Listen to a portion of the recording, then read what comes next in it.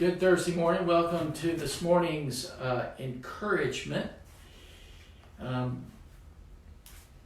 Tuesday I shared my encouragement was about Nehemiah, and I'm going to continue on. And one of the things I told you a little bit about how Nehemiah, about the how the Israelites had been scattered.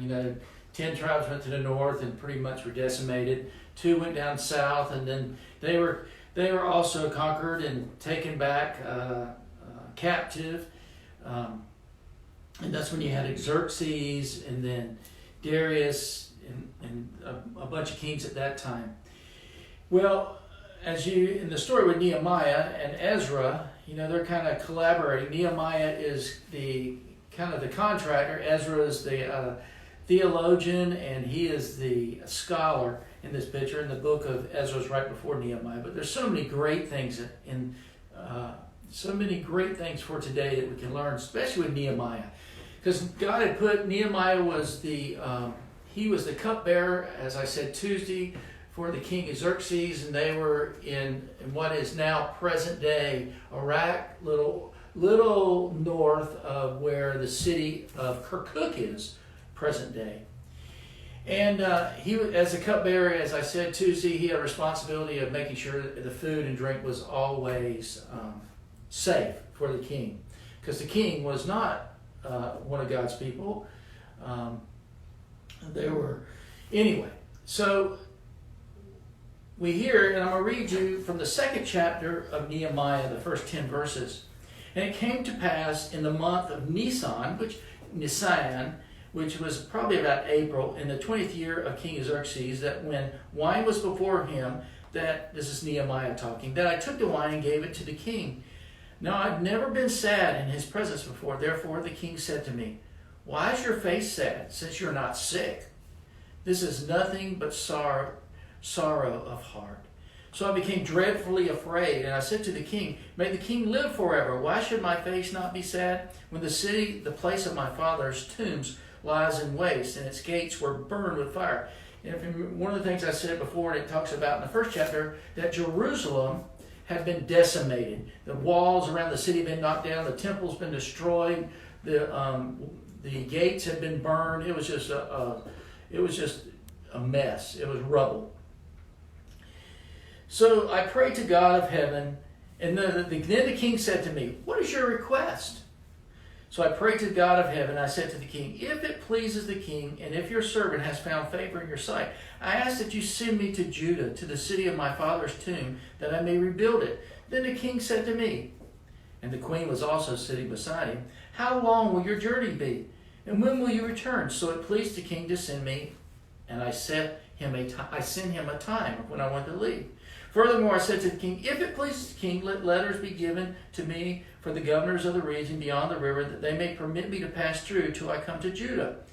And the letter of Asaph, the keeper of the king's forest, that he may give me timber to make beams for the gates of the citadel, which pertains to the temple, for the city wall, for the house that I will occupy." And the king granted them to me according to the good hand of God upon me. Then I went to the governors in the region beyond the river and gave them the king's letter. Now the king had sent captains of the army and horsemen with me. And Sanballat and Horonite and Tobiah, an Ammonite official, heard of it, and they were deeply disturbed that a man had come seek the well-being of the children of Israel. And as you remember that in the story that Xerxes was not a Jew. He did not believe in God, and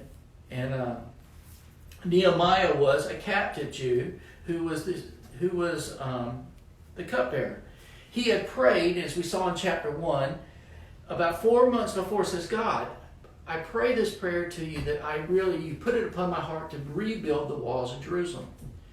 He said, and then he started waiting. By the way, Jerusalem was literally 800 miles from where the kingdom was and Nehemiah was at. And outside of Xerxes, it was in Susa. And you remember, it's in rubble. So, also, there's another part of this that's not really, you have to kind of read in some of the history, that it was pretty risky for Nehemiah to be sad. Because he hadn't been sad for most of those 4 months. But this day he was sad because the king might have said, you're not pleasing me, off with your head or something. So he faced impossible circumstances. He had an 800-mile trip to get to Jerusalem, 1,600 miles, and Jerusalem was in rubble, and Xerxes was an unbeliever. But he had God's vision, and he got God's orders, and he didn't rush it. And he prayed and trusted God to open that door. Have you ever done that? Prayed and trusted God and was patient that God would open that door. We see in this that he was honest and showed his human weakness. He said, I was afraid. And he said before he made it, when the king says, well, what would you like? He stopped and prayed. He probably prayed, God, give me wisdom to say the right thing with the right attitude. When the king. Have you ever been in the midst of an answered prayer and you prayed and you waited, and then the door opens and God answers that prayer and you go, oh, wow. God, you're pretty awesome.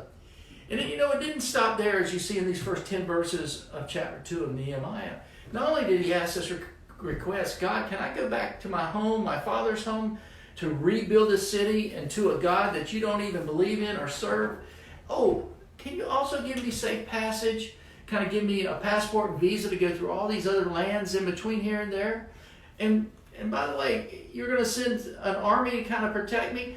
Oh, and would you grant me the supplies to rebuild the city to do this? Now that's a pretty incredible request for somebody that doesn't even believe in the same God that you do. But Nehemiah knew that his God was big enough to handle all that request, and he bared his heart before the king. Let me say this too. The presence of faith, when we're asking for God to show us something or do something in life, doesn't mean the absence of organization.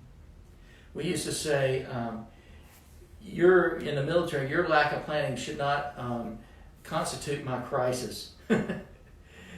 And definitely Nehemiah was not doing that.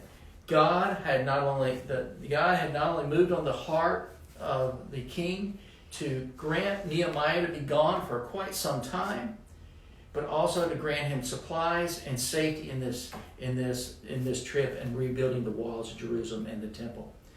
There's another thing in the last verse of the 10th verse of chapter 2. We see that people are jealous of what God is doing in Nehemiah's life and the favor that Nehemiah had with Xerxes the king.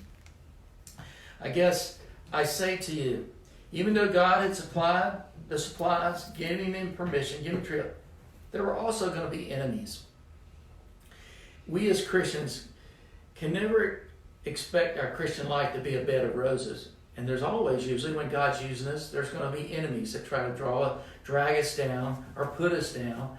Or even when we feel like God's put something on our heart, they're going to try to destroy it or discourage us. So from these 10 verses in chapter 2, this morning I want you to think about God changes hearts. Changing hearts is his specialty. Praying and waiting on him is an essential in our part. Planning is never bad.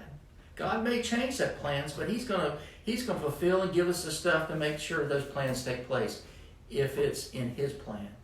And I would say last, and all of us know that we can expect opposition, especially when God's hand in it, because the devil's alive and well, but God's stronger and greater always. I pray that you have a safe and great Thursday, and look to him, wait on him, and believe in him. God bless you.